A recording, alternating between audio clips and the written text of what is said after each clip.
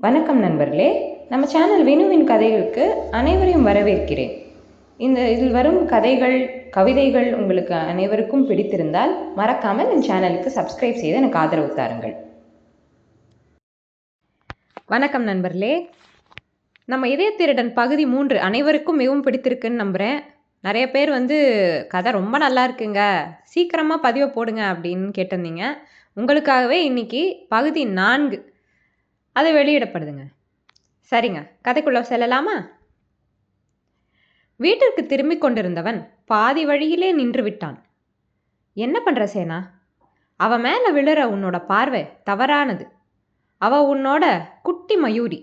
ஆளுதான் வளர்ந்துருக்கா, மற்றபடி இன்னும் அந்த 13 வயசு குழந்தை தான் அவ. தன்னிடம் முகம் திருப்பும், பேசாமல் இருக்கும், என்னோட தேவா என்று அனைவரிடமும் சண்டைக்கு நிற்கும், தன் மீது கோபம் கொண்டால் தேயிலை தோட்டத்தில் போய் ஒளிந்து கொள்ளும் அதே குட்டி மயூரி. அவளை கட்டாயப்படுத்தி லண்டன் அனுப்பிய கோபம் உன்மீது, அதனால் பேசாமல் இருக்கிறாள். அவள் மாறவில்லை. உன் மனதில் எப்படி இப்படி ஒரு எண்ணம் வரலாம் என்று தன்னையே நொந்து கொண்டான். இந்த ஊரில் யாரையும் நம்பாமல் உன் ஒருவனை மட்டும் நம்புகிறார் ஆஸ்கர். இந்த உலகத்திலேயே அவர் அதிகம் நேசிக்கும் அவர் பேத்தியை அப்பொழுதும் சரி இப்பொழுதும் சரி உன்னை மட்டும் நம்பி உன்னுடன் அனுப்புகிறார். அவர் நம்பிக்கையை உடைத்து துரோகி ஆகிவிடாதே என்றது மனசாட்சி. ஏன் இப்படி தோன்றியது? அந்த விழிகள், அது எப்பொழுதும் அவனை தடுமாற வைக்கும். ஆனால் இன்று மிக உரிமையாய் அல்லவா அவளை பார்த்தன. தன் மீதே பழி சுமத்தி கொண்டவன் ஒரு நொடி கூட சிந்திக்கவில்லை, வேறு யார் மீதும் தோன்றாத இந்த உணர்வு அவளிடம் மட்டும் ஏன் தோன்றுகிறது என்று. கொட்டும் பனியில் வெகு நேரம் நின்றிருந்தான். உள்ளுக்குள் ஆர்ப்பரிக்கும் இதயம் வேறு செய்தி சொல்லியது. அதை மறுத்தவன், இல்லை, இனி கவனமாக இருக்க வேண்டும். அவள் முன் தன்னுடைய எந்த செய்கையும் அவள் மனதை சஞ்சலப்படுத்தக்கூடாது என முடிவோடு வீட்டிற்கு சென்றான். எப்படியெல்லாமோ புரண்டு பார்த்தும் உறக்கம் எட்டி கூட பார்க்கவில்லை. மயூரியை ஜெட்லாக் ஒழுதுளி அளவே அதையும் கடந்து அவளை மொத்தமாக சுருட்டி கொண்டிருந்தது தேவசேனாபதி.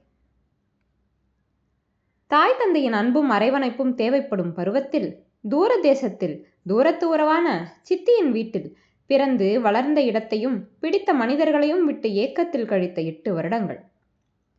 மொட்டாக இருந்த அந்த மலர் விரிந்து உடலாலும் உள்ளத்தாலும் பல மாற்றங்களை கண்டது. வீதிகளில் சாதாரணமாக ஆணும் பெண்ணும் கட்டிப்பிடிப்பதும் முத்தமிடுவதும் அரங்கேறும் அங்கே. உடன்படுத்த தோழிகளும் சித்தியின் பிள்ளைகளும் விரும்பியவரோடு கூடி கழித்து கூற்றுகையில் அவளை கேலி செய்திருக்கிறார்கள். பாய் ஃப்ரெண்ட் இல்லாமல் என்ன லைஃபு, இது ஒன்றும் தப்பான விஷயம் இல்லை, ஜஸ்ட் என்ஜாய் யுவர் லைஃப் என்று. அப்பொழுதெல்லாம் தன்னுடைய வலக்கையை இறுக்கமாக மூடிக்கொண்டு விழிகளை மெல்ல அடைத்தால் போதும், அவளுடைய தேவாவின் விரல்களின் ஸ்பரிசத்தை அவளால் உணர முடியும். கண்ணக்குழி தெரிய அழகான அவனின் சிரிப்பும் மயூரி என்ற அவனின் அழைப்பும் அவளுக்கு கேட்கும். அந்த உணர்வில் சிலிர்த்து அவள் அறியாமல் 2 துளி நீர் கன்னத்தை தழுகின் செல்லும். இந்த உணர்வில் மாற்றம் வருமா என்பது அவளுக்கு தெரியவில்லை. வரக்கூடாது என்பதுதான் அவளின் வேண்டுதல். அவன் தனக்கானவன், தன்னுடையவன் என்ற எண்ணம் அவளுள் எப்பொழுதோ நிறைந்து விட்டது. தேவசேனாபதி அறியவில்லையே மயூரி அவனை மணாளனாக வரித்து மனதால் அவனோடு வாழ்ந்து கொண்டிருப்பதை. ஆத்தி, யார் இது? என் ராசாத்தி, பார்த்து எம்புட்டு வருஷமாகுது, எப்படித்தா இருக்க என்று அவளை பாட்டி கன்னத்தை தழுகி முத்தம் வைத்தார் கோசலை. ஊரிலிருந்து வந்த பிறகான 2 தினங்கள் தாத்தாவுடன் அப்படியே கழிந்தது. அன்று இரவு வீட்டில் விட்டு சென்றவனை அதன் பிறகு பார்க்கவில்லை. வேலை விஷயமாக வெளியில் சென்ற தாத்தாவுடன் கிளம்பிவிட்டாள் சேனாவின் வீட்டிற்கு. நல்லா இருக்கே பாட்டி, நீங்க எப்படி இருக்கீங்க என்றவள் கையை பிடித்து கொண்ட கோசலைக்கு சந்தோஷத்தில் வார்த்தைகளே வரவில்லை. தங்களின் கைக்குள்ளே வளர்ந்த பிள்ளை அல்லவா, காலத்தின் கட்டாயம், சில ஆண்டுகள் பிரிவு வந்துவிட்டது. என் ராசா இருக்கல, எனக்கு என்ன, நல்லா இருக்கேன் என்றவரின் கன்னத்தை கிள்ளியவள், இன்னும் மாறல நீங்க, எப்போவும் உங்க ராசாதான் பெருசா என்றாள் முகத்தை சுருக்கி. வந்ததும் ஆரம்பிச்சிட்டியா என் ராசா கூட சண்டையை என்றவர், உள்ள வாங்க துரையா என்றார் ஆஸ்கரிடம். இல்லம்மா, வேலை இருக்கு, பார்த்துக்கோங்க என்றவர் ஐரிஸ் என்றழைத்தார் வீட்டிற்குள் நுழைய தொடங்கிய பேத்தியை.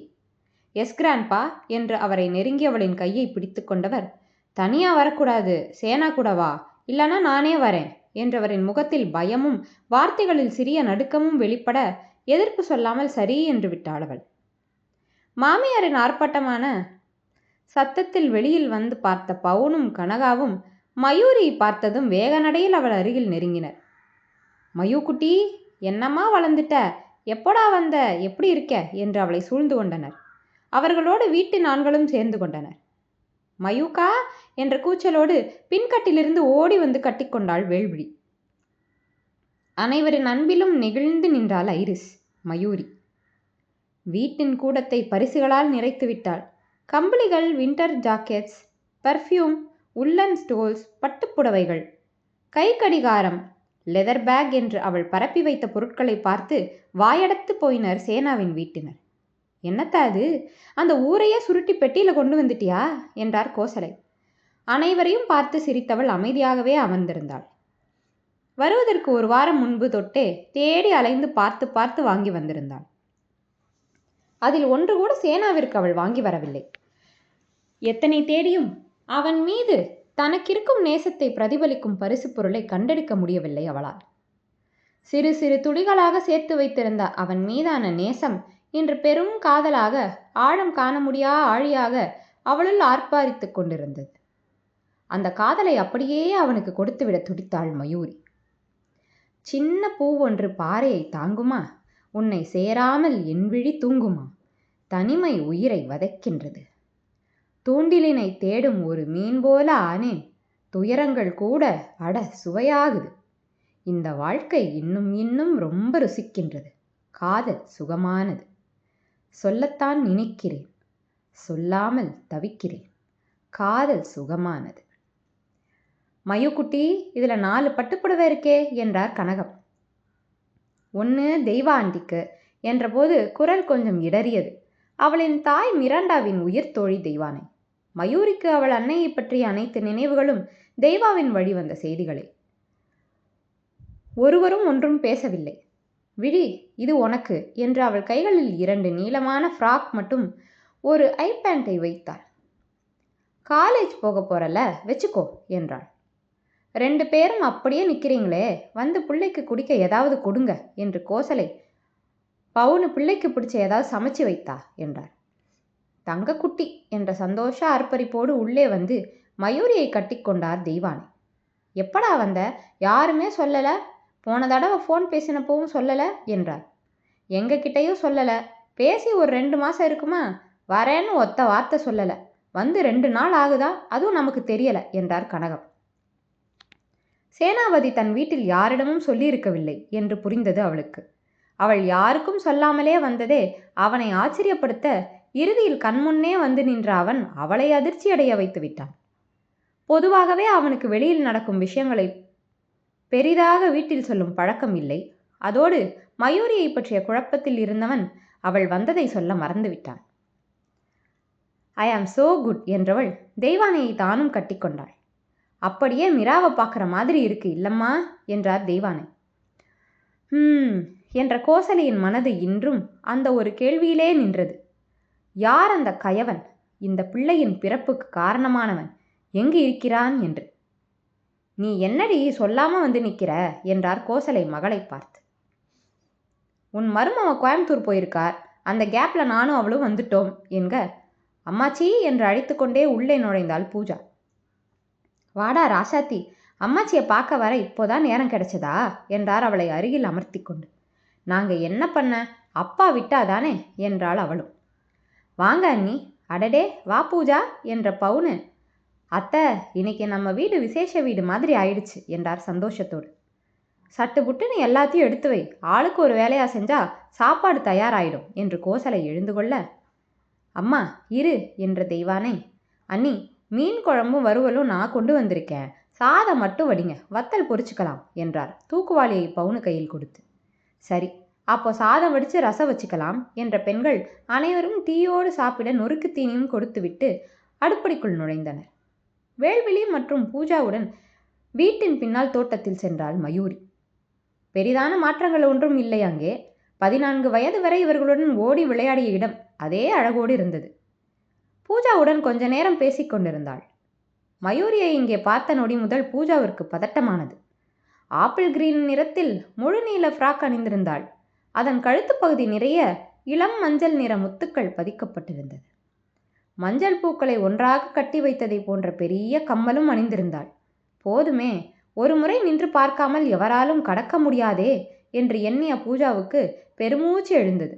அதிலும் பச்சை நிற உடை என்றதும் அவள் சிந்தனை மீண்டும் சேனாபதியிடம் சென்றது. அவனுக்கு மிகவும் பிடித்த நிறம்.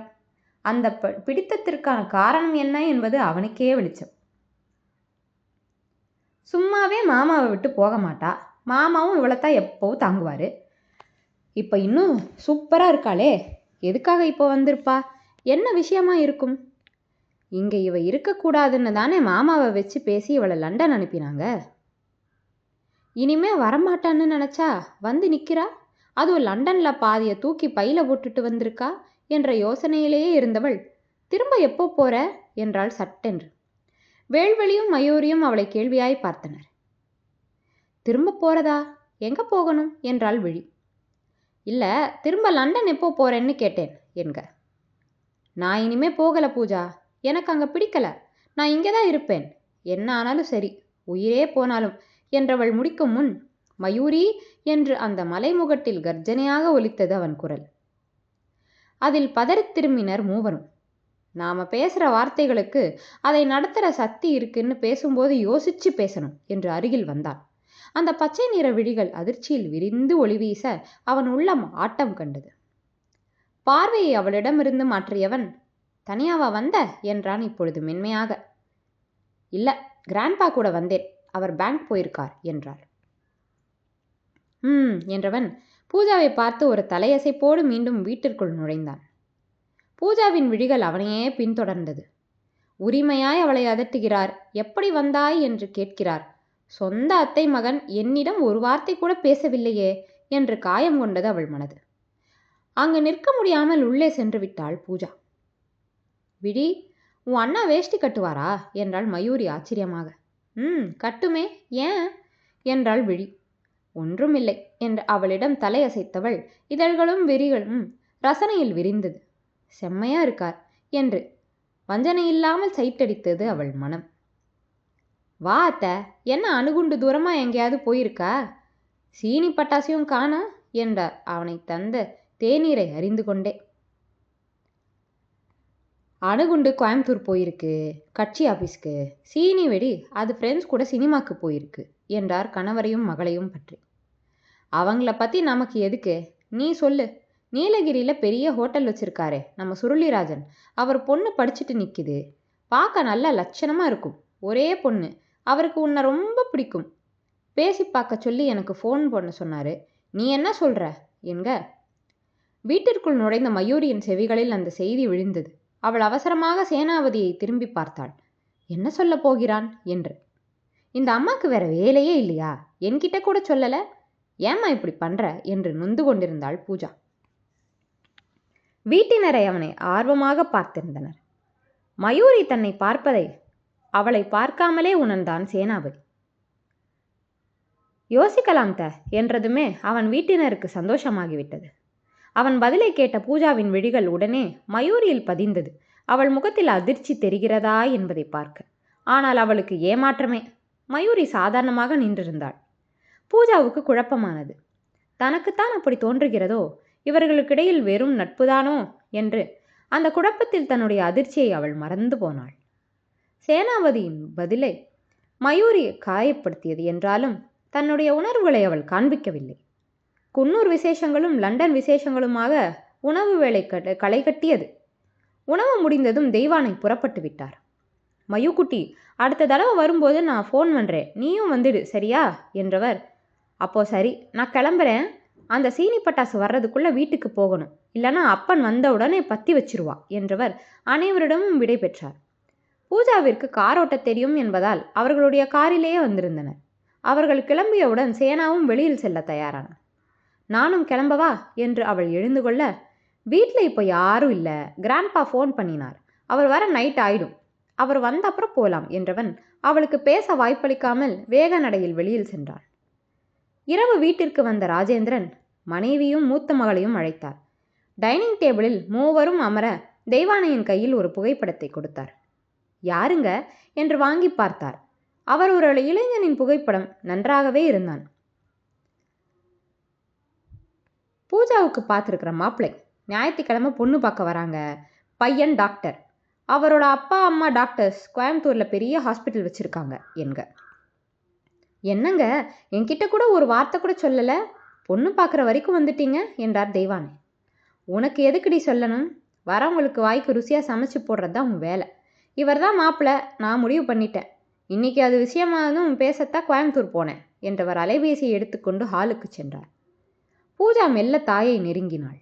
அம்மா, எனக்கு இந்த கல்யாணம் வேண்டாம்மா. நீ ஏம்மா மாமாக்கு என்ன பேசலை? எனக்கு மாமாவை தான் பிடிச்சிருக்கு, அப்பா கிட்ட சொல்லுமா என்க நெஞ்சில் கை வைத்து விட்டார் தெய்வானை. ஆத்தாடி, எங்க எல்லாரையும் மொத்தமாக சாவடிக்க பார்க்குறியா? அறிவு இருக்கா உனக்கு? உங்கள் அப்பாவையும் பற்றி தெரிஞ்சும் எப்படி இப்படி யோசிக்கிற என்றார் பயத்தோடு. என்ன தப்பா சொல்லிட்டா? கட்டிக்கிற முறை தானே என்ற ராஜேந்திரன் குரலில் இருவரும் பதறி எழ, ஒன்றும் பிரச்சனை இல்லை, அவனையே உனக்கு கட்டி வைக்கிறேன். ஆனால் அவன் இங்கே வரணும், என் முன்னாடி கை கட்டி கும்பிட்டு நின்று மன்னிச்சிடுங்க மாமான்னு என் காலை பிடிக்கணும். நான் சொல்கிறத கேட்டு நடக்கணும். அப்படி நீ செய்ய வச்சிட்டேனா அவன்தான் உனக்கு புருஷன் என்றார் விழிகளில் வன்மத்தோடு. சரி நண்பர்களே, நம்ம இதயத்திருடன் மீண்டும் உங்களை இதயங்களை திருட வரும் வரை காத்திருங்கள். அதுவரை விடைபெறுகிறேன். மீண்டும் அடுத்த பகுதியில் சந்திப்போம். அப்புறம் என்னங்க, மறக்காமல் நம்ம சேனலுக்கு சப்ஸ்கிரைப் செஞ்சுருங்க. நன்றி நண்பர்களே.